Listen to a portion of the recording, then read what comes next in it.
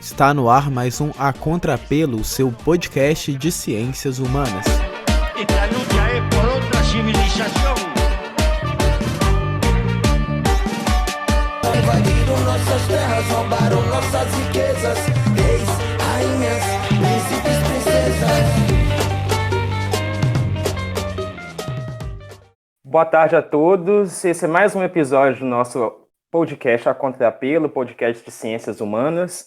E o nosso projeto Luz, Câmera e História. Hoje eu, Fabrício e a Carol. Oi, Carol, dá um oi pra galera aí. Oi, galera, tudo bom com vocês? Vocês já devem conhecer a gente do Sala de Cinema, né? Que a gente discute alguns filmes interessantes ou importantes para a historiografia. E hoje nós vamos entrevistar um professor da Escola de Belas Artes aqui da Federal de Belo Horizonte, né, no FMG, o professor Luiz Roberto Pinto Nazário. Boa tarde, professor. Boa tarde. A Carol vai fazer uma pequena apresentação do professor e a gente vai discutir um pouco sobre como é o estudo e a pesquisa da história lá na Escola de Belas Artes. Bom, pessoal, o professor que está aqui com a gente hoje, ele é titular na Escola de Belas Artes da Universidade Federal de Minas Gerais, né, UFMG. Ele é historiador, crítico e escritor, formado pela USP, com mestrado e doutorado em História Social pela mesma universidade. Ele é pioneiro no Brasil na área de cinema e história com a tese Imaginários da Destruição, o papel da imagem na preparação do Holocausto. Também foi defendida na USP e após 2 anos de pesquisa nos arquivos de filme na Alemanha.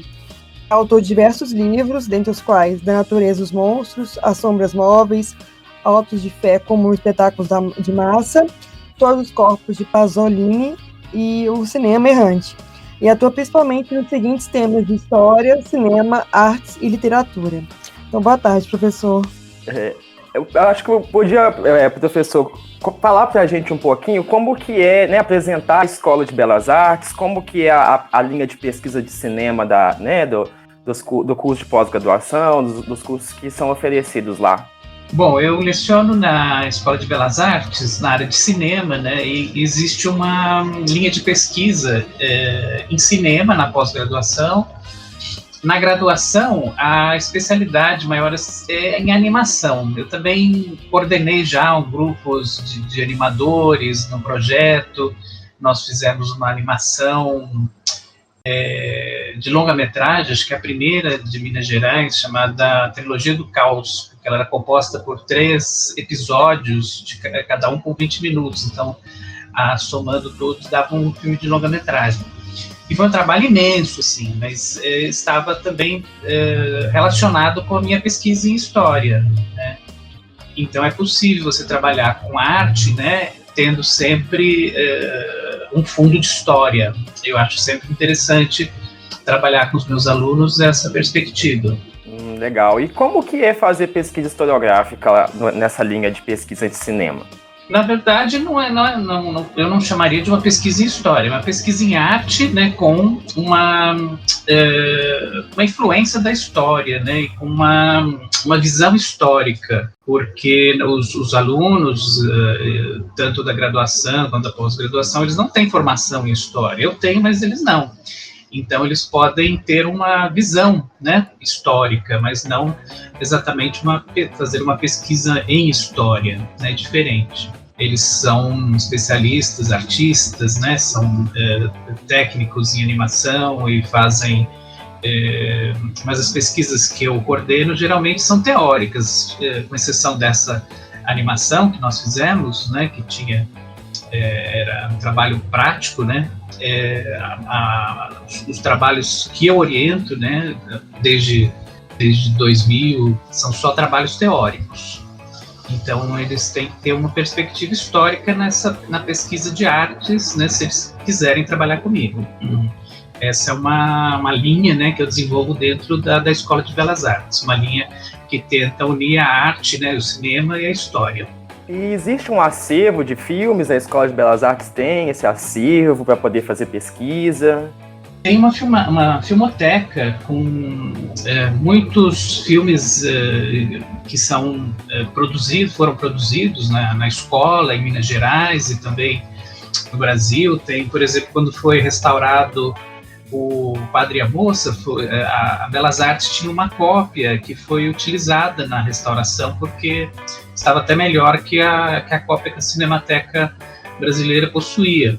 Então nós temos películas e temos algumas preciosas porque são originais. Muitas películas nossas, inclusive, estavam ou estão, a gente não sabe exatamente, depositadas na Cinemateca Brasileira, né? Depois do incêndio que houve, atingiu algumas dos nossos materiais lá que estavam depositados.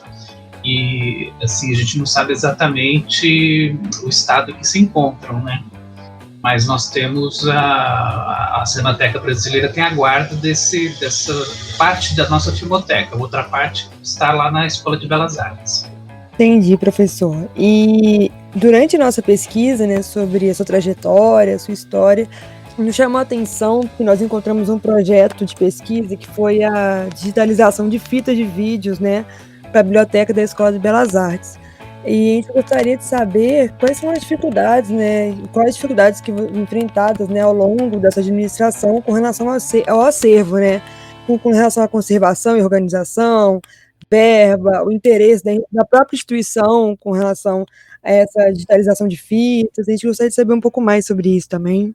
Sim, esse foi um projeto com apoio da FAPEMIG.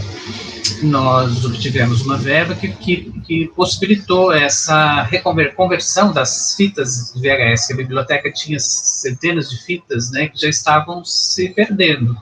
E muitos conteúdos, né, dessas fitas eram originais, não existia em lugar nenhum, só ali, porque eram produções de alunos da escola, ou eram aulas gravadas, entrevistas com professores.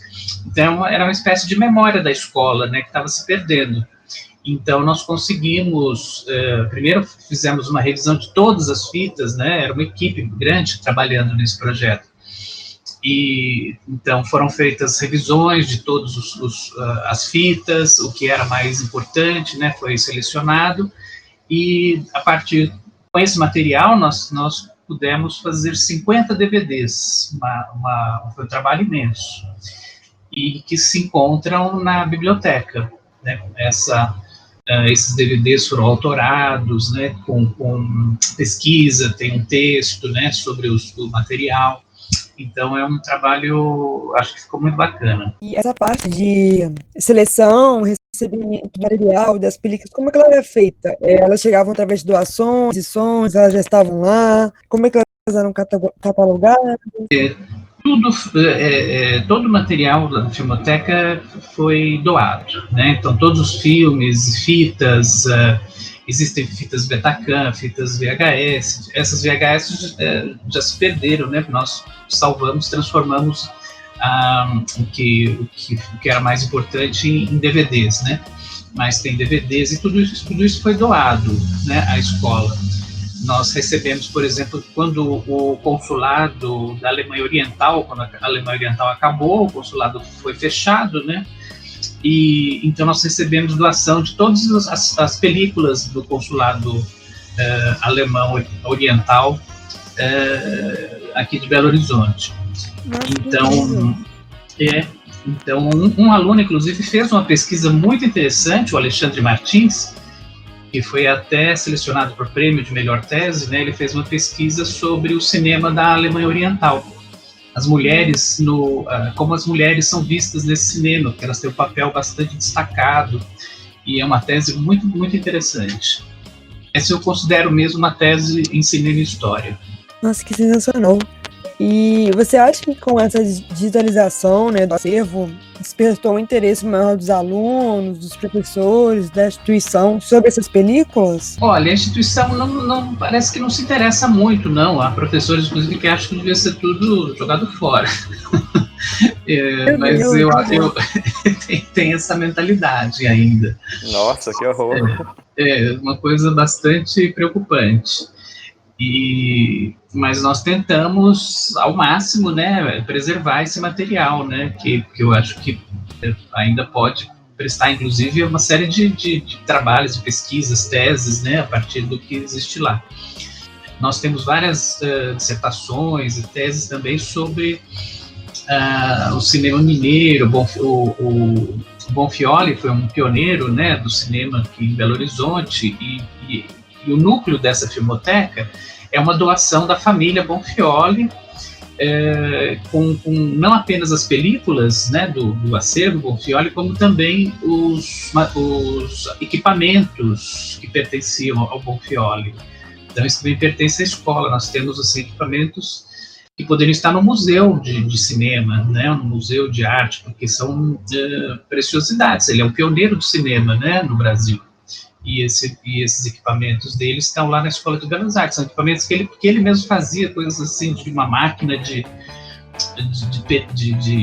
costura. Ele fez uma moviola, né, uma coisa impressionante. Então, esses equipamentos se encontram também na Escola de Belas Artes.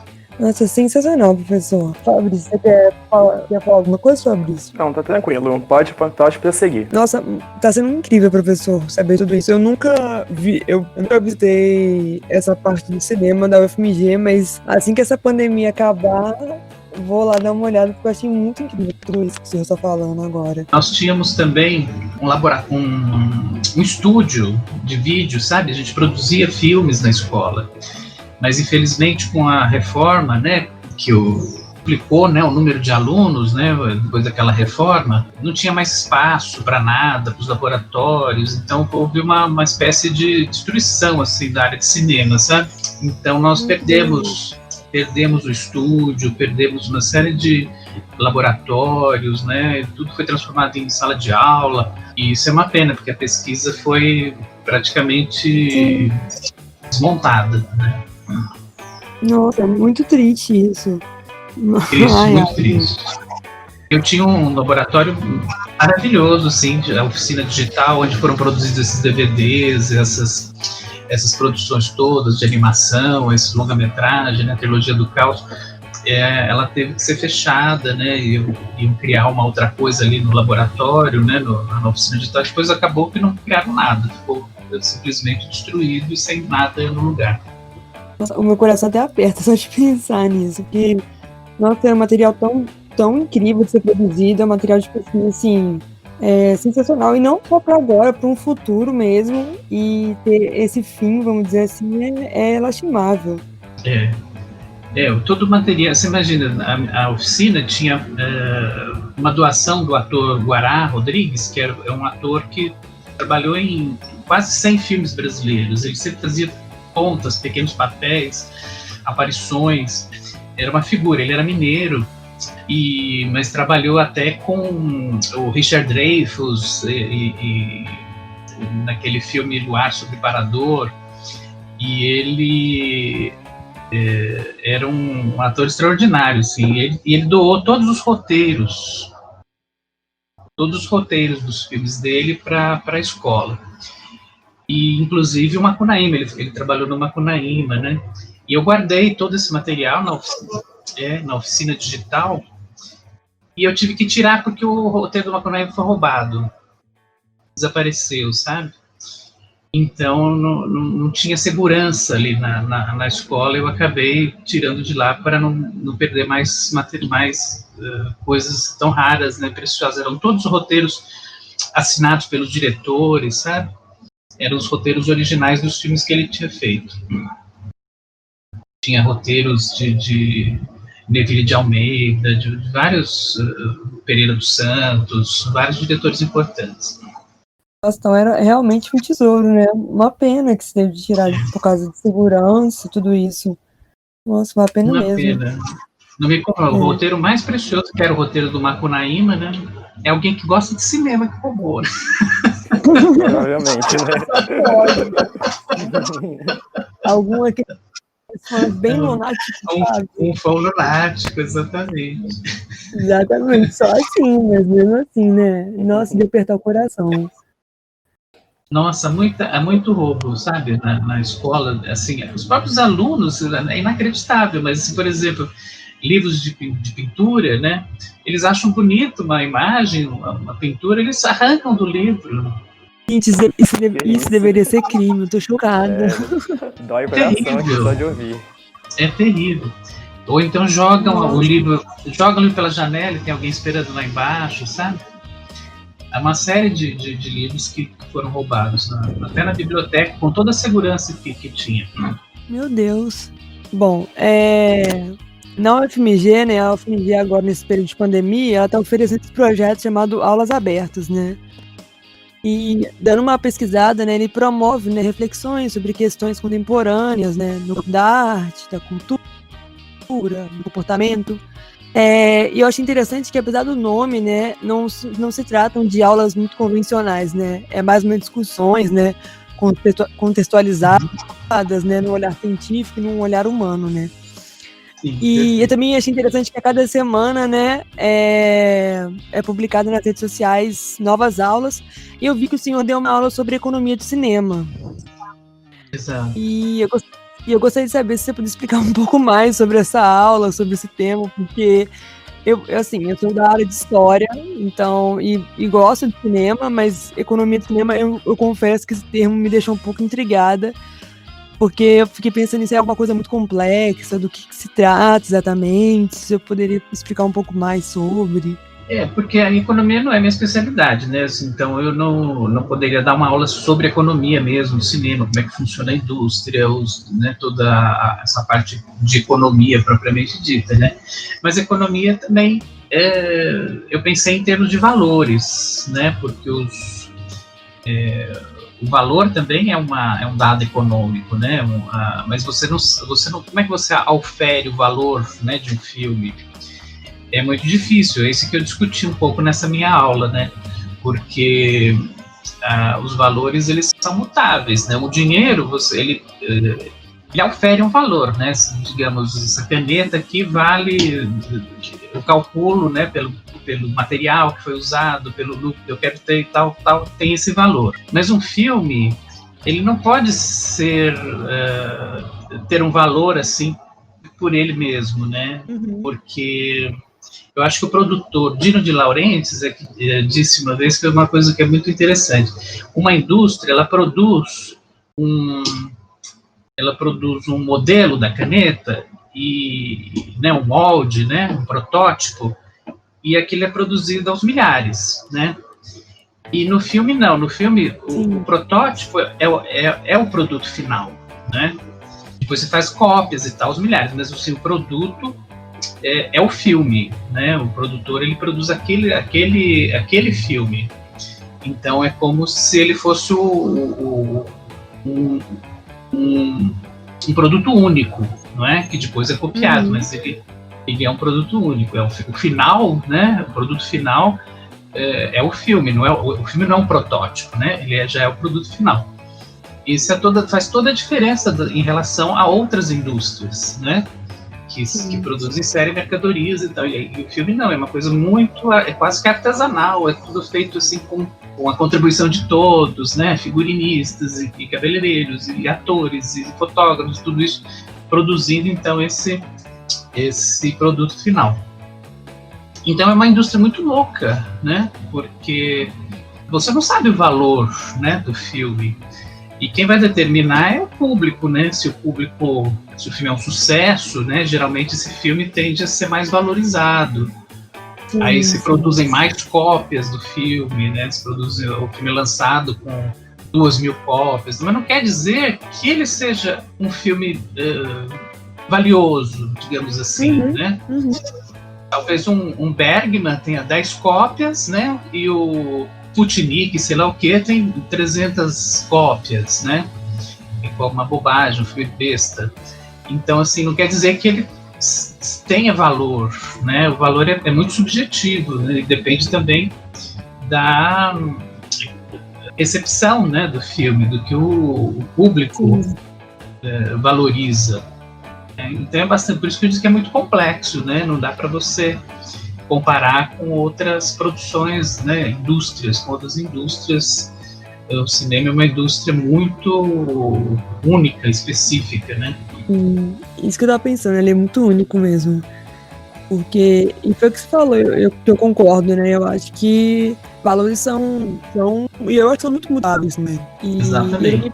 E eu penso muito também, penso num lado não tão econômico, talvez também em algo mais sentimental, sabe?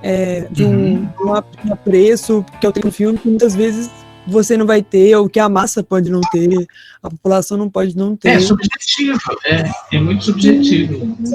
E agora, o que fica, né, digamos assim, é o que os historiadores vão conservar, né? Digamos que a história é um filtro, né? Que, digamos, como se fosse uma rede, assim, né? Que retém, né? Aquilo que seria mais precioso, né? Num livro de história do cinema, você tem, assim, aqueles filmes que os historiadores, né? Os críticos consideraram os mais preciosos. Mas, assim, são milhões de filmes, né? É como se jogasse uma rede no mar e pegasse algumas pérolas, mas outras escapam, né? Muitas outras escapam. Nenhuma história do cinema assim, abarca realmente todos os filmes importantes. E a maioria vai ser esquecida, né? Sim, a maioria tende a ser esquecida, é verdade. E você acha que nesses tempos de pandemia, a indústria cinematográfica ela vai se reinventar, está se reinventando, e que depois de todo esse período que está tendo de 9 meses, filmes sendo adiados, produções sendo adiadas, ela vai voltar diferente do que ela era antes? Eu acho que se essas vacinas funcionarem, né, e o mundo voltar a ser mais ou menos o que era antes, eu acho que vai haver uma explosão de criatividade, uma explosão de produção, uma explosão de tudo, porque as coisas estão se acumulando, né?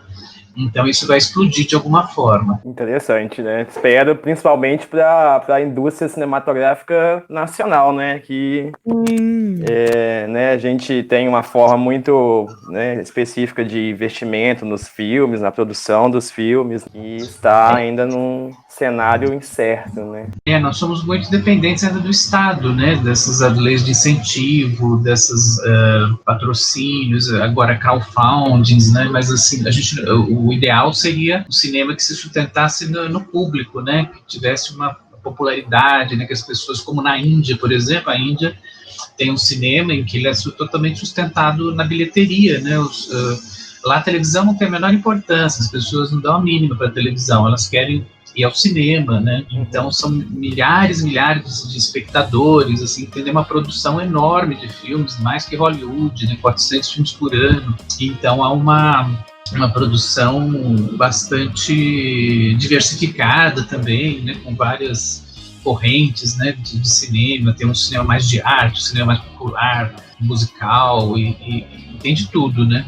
Filmes interessantes, filmes parecem novelas, né, coisas estapafúrdias, mas enfim, ele se sustenta, é uma indústria que se sustenta na bilheteria, né? E isso, sim, eu acho que o cinema brasileiro ainda não encontrou esse caminho. Ele está tentando, né, com essas comédias, filmes mais populares e tal, mas eu acho que ainda não atingiu assim, o público que mantenha, né, essa indústria funcionando sem depender de nada, assim, só dela mesma. Né? Esperar que um dia isso chegue, né? É o ideal. Como é o cinema americano, né, que detém público mundial, né?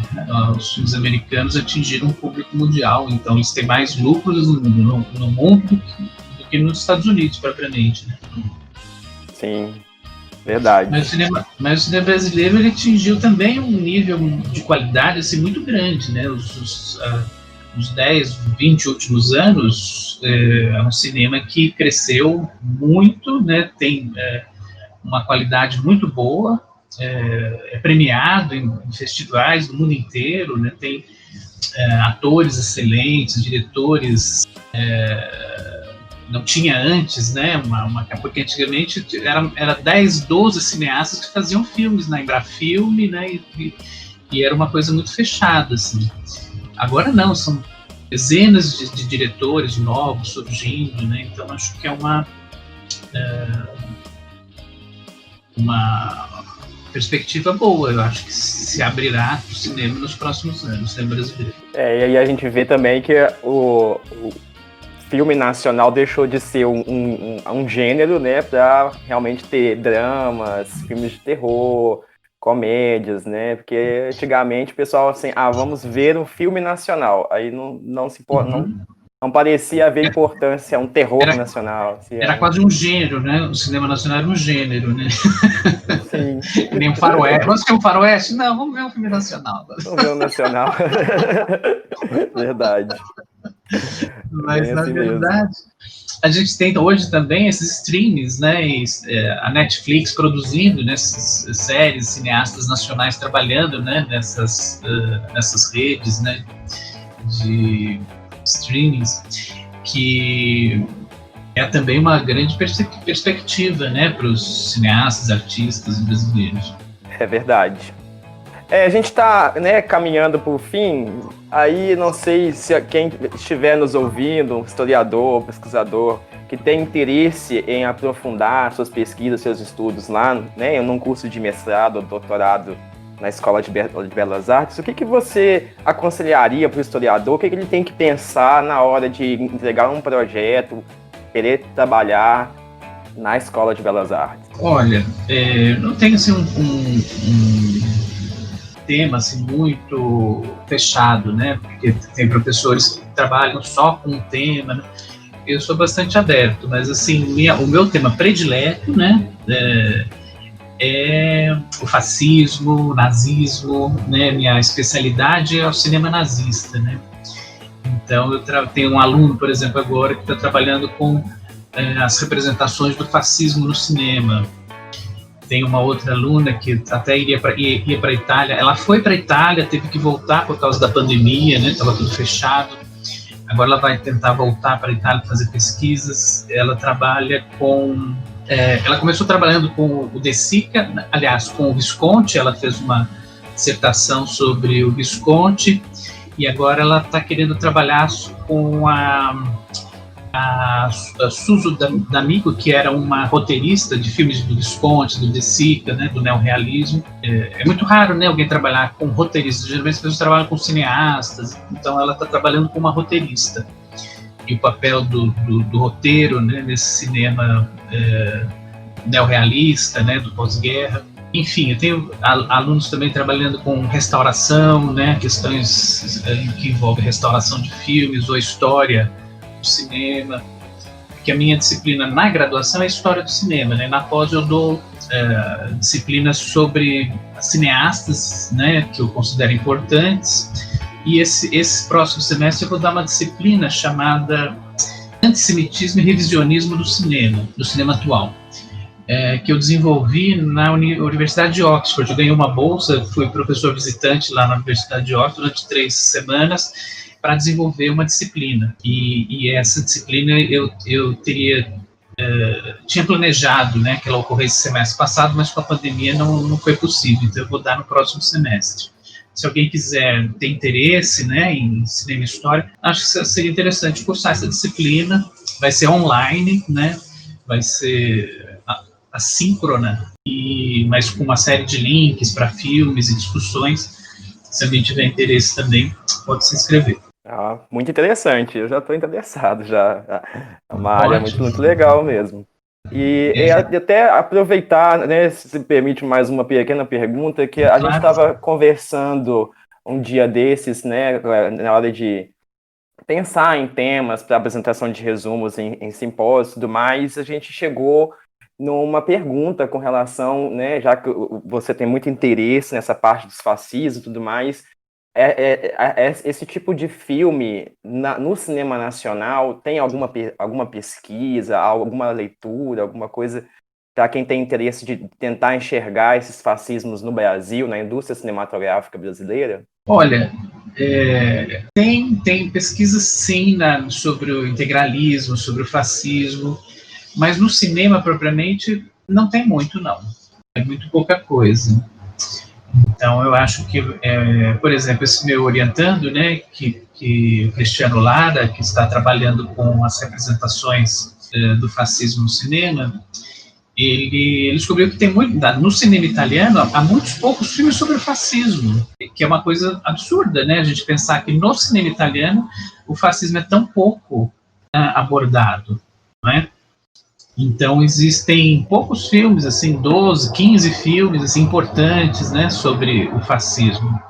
Mas não é um tema como o cinema de terror no cinema italiano, giallo, né, coisas assim, filmes de comédia, né, são mas milhares de vezes, né, mais representados do que o fascismo, que é um movimento tão importante, né, que estruturou toda a vida, né, na Itália durante décadas. Então devia ter sido mais representado, né? Então ele é subrepresentado. Há uma espécie de vergonha, né, desse período, e ao mesmo tempo muitos envolvidos no cinema italiano eram fascistas, né? Então eles participaram desse, por exemplo, o De Sica. Ele fez filmes, ele começou como ator no teatro e no cinema fascista, né? O Rossellini também, ele fez dois ou três filmes de propaganda fascista. E o Antonioni escreveu até um texto elogiando o Judeu Sus, né? Um filme nazista. Então esses diretores têm um pé no fascismo, né? Que não foi bem resolvido, eu acho. E então acho que há uma denegação, um pouco de denegação, né, também de vergonha, mas que tem que ser exposto, né? Eu acho que a pesquisa tem que mostrar tudo isso. Verdade, muito interessante mesmo, e é surpreendente, né, que seja ainda uma ferida que parece que não cicatriza, né, na história desses países. Oi, posso falar mais uma coisa? Pode, claro. Outro dia eu estava lendo as memórias da Sofia Loren, e tem uma passagem que ela diz que a irmã dela, né, se casou com o filho do Mussolini. Ela foi ao casamento, né? Olha só, ela trata isso como uma coisa tão natural. Minha irmã se apaixonou pelo filho do Mussolini, então eu fui no casamento e tal. Aí na saída tava muita gente, uma loucura, não sei o quê. O nosso carro atropelou alguém, ela deve ter matado alguém, não sei lá, mas ela fala tudo com muita naturalidade. Nossa! Meu Deus. Meu Deus. É muito engraçado, né? Mas também tem um pouco disso aqui no Brasil, os avós, os bisavós que viveram na década de 30, né, falam as coisas com uma naturalidade, às vezes, que até assusta, né, com relação ao Plínio Salgado e tudo mais. As pessoas não percebem assim, a dimensão histórica, né, das coisas. Então fica tudo muito no nível do pessoal, né? Então é curioso. Verdade. Carol, você quer colocar mais uma pergunta, comentar alguma coisa? Eu queria agradecer a participação do professor. Eu acho que foi uma entrevista muito boa. Acho que abriu muito, pelo menos para mim, olhares sobre o cinema e a história. E me faz refletir muito agora sobre alguns pontos que a gente conversou. Nossa, até vou depois chamar você, Fabrício, para a gente conversar sobre, porque acho que esse podcast vai causar uma série de reflexões. E queria agradecer a você, professor, por aceitar o convite, por vir conversar um pouco com a gente. Muito obrigada. Eu que agradeço. Se vocês quiserem também conversar com os meus orientandos, posso passar o nome deles, e-mail, né? A Ana Fattorelli que trabalha com as mulheres no cinema italiano, né? A roteirista que trabalhou com o Visconti e De Sica e outros diretores. E o Cristiano Lara está trabalhando com o fascismo, as representações do fascismo no cinema italiano. O Alexandre Martins, que trabalhou com o cinema da Alemanha, as mulheres no cinema da Alemanha Oriental, que também é muito interessante. Enfim, tem outros, né? Mas esse que eu me lembro agora, assim, de imediato. Vamos querer sim, já temos ideias aí para vários episódios, né? Aí para frente no Luz, Câmara e História. Eu também quero agradecer bastante a disponibilidade do professor de ter, né, dedicado esse tempo a entrevista, gostei muito também, realmente abriu bastante a cabeça de como né, o que está sendo pesquisado na Escola de Belas Artes, né? O objetivo desse programa é a gente estabelecer pontes, né, entre a história e o cinema nas suas amplas abordagens, né, e possibilidades. Então, deixamos o espaço também aberto, né? Quando quiser voltar, nós vamos adorar poder gravar sobre outras temáticas, outros temas, né? Ah, com certeza. Fica um abraço e... Muito obrigado, viu? E quando vocês quiserem, a gente pode falar também sobre a minha especialidade, que é o cinema nazista, né? Que é muito interessante também. Ah, vamos sim, vamos pensar então no próximo convite. Abraço a todos. Abraço, professor, obrigado. Galera, a gente vai encerrando aqui. Em breve a gente anuncia aí um novo episódio. Lembrando que a gente também tem o Sala de Cinema, que a gente comenta sobre filmes, né? E em breve vamos ter mais um programinha aí de indicação de filmes, mas é bem curtinho, só para quem está precisando de alguma indicação nas plataformas no final de semana. Carol, quer se despedir? Muito obrigada, pessoal, e vão lá, depois pesquisem mais sobre o trabalho do professor, é muito, muito sensacional mesmo. E muito obrigada e até a próxima. Muito obrigada, pessoal. Até a próxima, gente. Tchau.